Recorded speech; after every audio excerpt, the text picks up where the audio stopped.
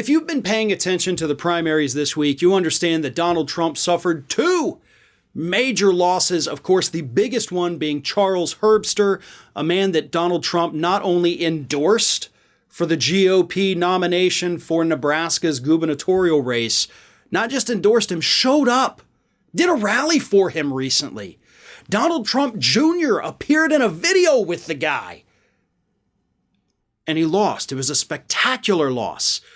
Of course, all of the abuse allegations against him didn't help his campaign at all, but Donald Trump stuck by him, didn't unendorse, went and did the rally even after the allegations, and Trump lost, and that was a very big test for him. But Republicans have been quick to point out this week, after Donald Trump's humiliating defeat, that he has in fact had a very good track record with endorsements this primary cycle so far. And as I have always said, based on a study that came out last year, Donald Trump's endorsement is typically, statistically, a kiss of death. And in most instances, a candidate that is polling over 50% will drop below 50% following a Donald Trump endorsement. His success rate, when averaged out between House and Senate races, was only 47%, which meant 53% of the time the endorsed candidate lost.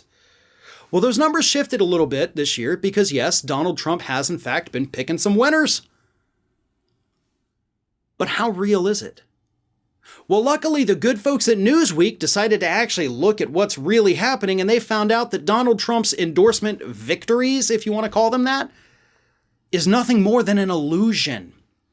With the exception, of course, of J.D. Vance, who J.D. Vance was actually in third place in his race. I think at one point I had actually said in a video that he was already in the lead when Trump endorsed him. I was wrong about that. I was looking at the wrong dates. J.D. Vance was in third place when Trump endorsed him and then shot up to first place and, of course, won his primary. So that is a victory for Donald Trump, absolutely. Well, here's the thing. As noted by data compiled by Newsweek, Trump has already endorsed more than 80 incumbents who rarely lose primaries during this campaign cycle, compared to just 44 in 2018. It should be noted how often Trump picks candidates who were either already favorites to win their elections or even ran uncontested. And in fact, on the day that he lost with Herbster, he endorsed 9 other people who, of course, were all incumbents in their races. And as Newsweek points out, it's rare for incumbents to lose their primaries. So the vast majority of Trump's endorsements have been of people who already hold office, and they're already in the lead in the polls.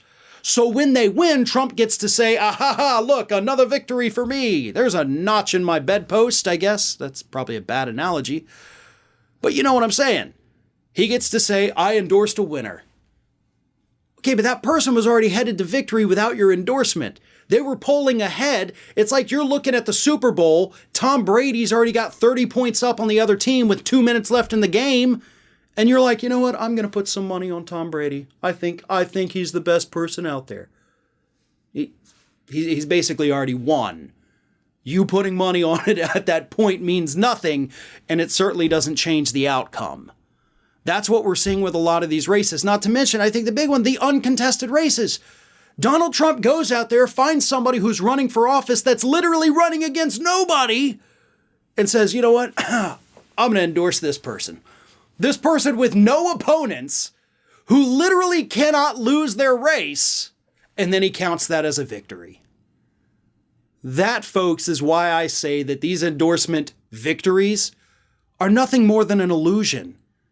They're wins that would have happened, most of them, J.D. Vance is the obvious exception, but they're wins that would have happened with or without Donald Trump. He's just tacking his name on at the end of it so that he can, increase his batting average there a little bit and get above that 47% to make himself appear to be a kingmaker, when in reality, he's already picking people that were gonna, get a home run in these races to begin with.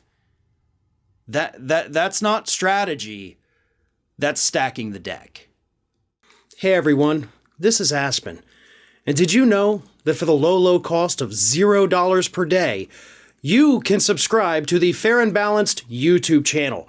We also encourage you to like, comment, and share, but again, click that subscribe button and help Aspen not be so grumpy.